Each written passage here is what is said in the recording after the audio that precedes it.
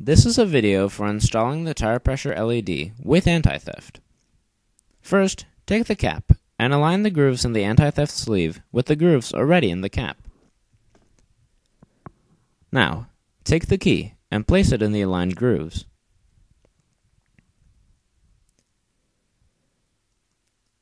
Attach the cap to the valve stem on your tire.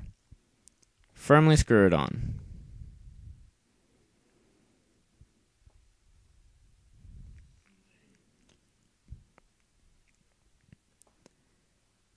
The cap will now monitor your tire pressure, but to verify proper installation, loosen the cap,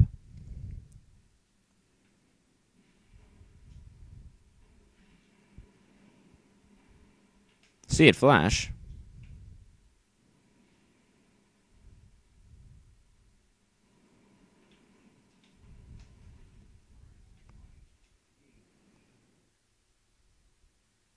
and reattach.